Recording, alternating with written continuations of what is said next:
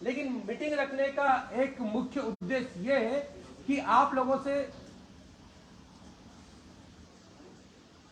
लोगों को बुला के बताया जा सके या देखा जा सके क्षेत्र में लोग कितने जागरूक है।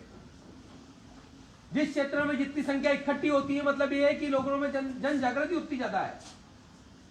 यह कार्यक्रम सिर्फ कंडीशनर परिवार का नहीं है, यह कार्यक्रम हर उस व्यक्ति का है जो कहीं ना कहीं किसी न किसी चीज से दबा हुआ है, जो कहीं ना कहीं किसी न किसी चीज से प्रताड़ित है, और जो प्रताड़ित है उसे अपने अधिकारों के लिए अपने पैरों पे खड़ा होना पड़ेगा। वो समय अलग था जब लोग परोपकार के भाव से मदद करने आ जाया करते थे। आज का समय में अगर कोई व्यक्ति मदद करेगा तो एहसान पूरे जीवन का हो जाएगा आपके ऊपर।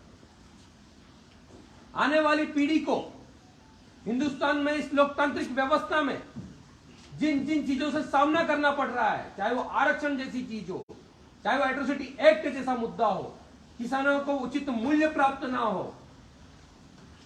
संविधान में परमानेंट ना किया गया हो, बहुत सारी 21 सूत्रीय मांगे हैं जिनको लेकर करणी सेना परिवार जीवन सिंह शेरपुर के नेतृत्व में मध्य प्रदेश की राजधानी भोपाल में एक महा बवंडर करने जा रहा है।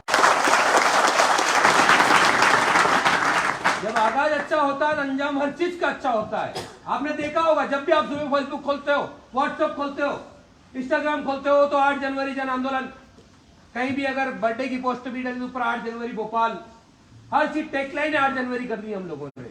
तो कहीं ना कहीं हम ऐसे गौरवशाली कार्यक्रम के सूत्रधार बनने जा रहे हैं, और हमने ऐसे कुल में ऐसे समाज में जन्म लिया है, तो हमारा दायित्व बनता है कि जो तारीख इतिहास में अंकित होने जा रही हो, उस तारीख के हम सूत्रधार बने।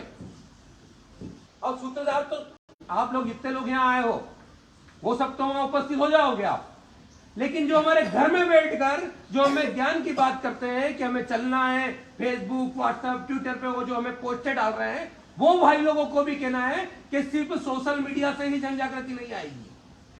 सोशल मीडिया से ही आरक्षण आर्थिक आधार पर लागू नहीं होगा। सोशल मीडिया से ही एट्रोसिटी एक्ट में संशोधन नहीं होगा। सोशल मीडिया से ही किसानों को उचित मूल्य नहीं मिलेगा। जितनी भी मांगे सारी ज्वल मांगे, और एक दिन आपको समाज को देना पड़ेगा। आपको ये मोबाइल साइड में रखना पड़ेगा, आपको आपके काम धंधे साइड में रखने पड़ेंगे। एक दिन समाज को आपको देना पड़ेगा, तभी कहीं ना कहीं जन जागृति समाज के अंदर आएगी। हर क्षेत्र राजनीति से ओतप्रोत है, हर क्षेत्र राजनीति से प्रभावित है, चाहे वो इंदौर जिला हो, रतलाम जिला हो, मंदसौर जिला हो, भोपाल जिला हो, हर जिला राजनीति से प्रभावित है। क्योंकि लोकतांत्रिक व्यवस्था में जो चीजें होनी चाहिए वो सब होती है। तो हर पार्टी में कोई ना कोई जुड़ा हुआ है। अच्छी बात है, राजनीति करें, हमने कभी मना नहीं किया राजनीति करने से, ना हम राजनीति को कभी विरोधी मानते हैं, लेकिन समाज हमारे लिए सर्वोपरि होना चाहिए कि जिस समाज के कारण हम राजनीति में,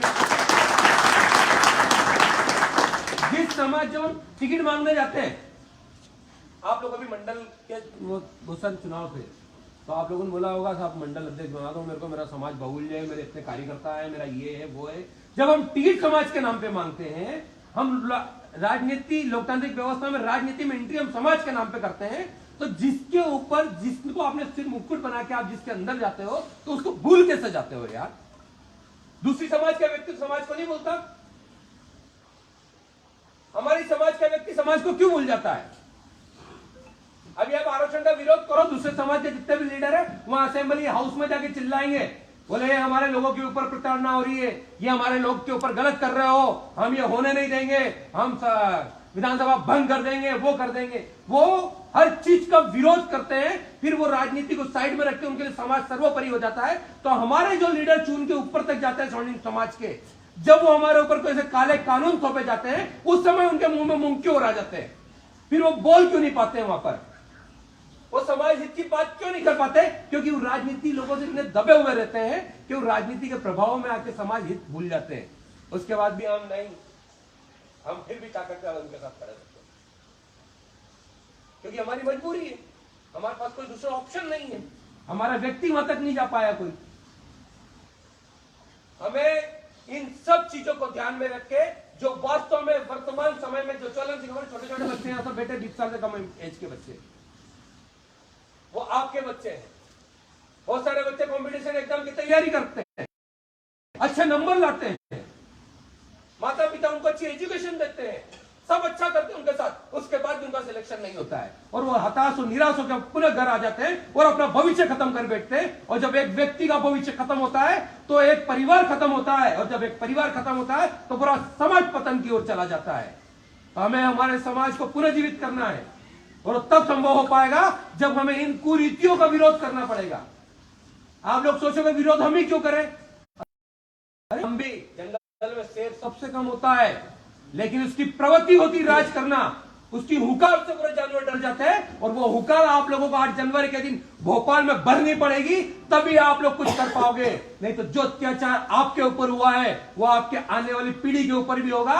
और हो सकता है कि आप इतने ताकतवर हो जो उस अत्याचार का विरोध करने की हिम्मत रखते हो सकता है आपकी आने वाली पीढ़ी इतना विरोध नहीं कर पाए तो उनका शोषण होना निश्चित है। इन सब चीजों को आप ध्यान में रखें।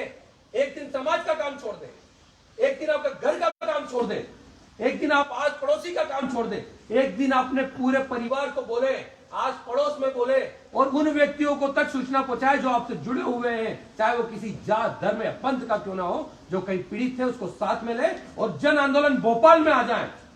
हमने एक दिन 7 और 8 तारीख अगर हमने इन 2 दिन हमारी ताकत भोपाल में दिखा दी। हम 7 तारीख इसलिए बोल रहे हैं कि इंदौर में 8 तारीख के दिन प्रधानमंत्री यहां रहेंगे, हमारे समाज के नाम पे बड़े बड़े लीडर रहेंगे। वो कहेंगे साहब हम तो नहीं आए, हमारा तो पीएम साहब आ रहे हैं पार्टी के, तो नहीं आए तो मत आने देना। लेकिन आप लोग तकलीफ में हो, उनका कोई काम नहीं अटकता। जो उच्च पद पे बैठा उसका कोई काम नहीं अटकेगा, उसके सारे काम होते हैं, उनके ऊपर कोई मुकदमे दर्ज नहीं होते हैं। मुकदमे में सबसे ज्यादा लूटा कौन जाता है? वो आम आदमी जो एक जाजम पर बैठा है, वो व्यक्ति जो नीचे बैठा हुआ है, जिसने जीवन भर झंडे उठाए, वो लपेटे में आता है। आप लोगों को अपने अधिकारों के लिए वो एक दिन 8 जनवरी भोपाल में उपस्थित होना है। ये जितने भी मोबाइल चल रहे हैं ना, हर व्यक्ति जो मान सम्मान दिया तो उसके लिए दिल से आभारी हूं, लेकिन और डबल आभार तब दूंगा मैं आपको जब आप भोपाल कार्यक्रम में इससे 10 गुना ज्यादा ताकत के साथ उपस्थित होंगे। जय माता।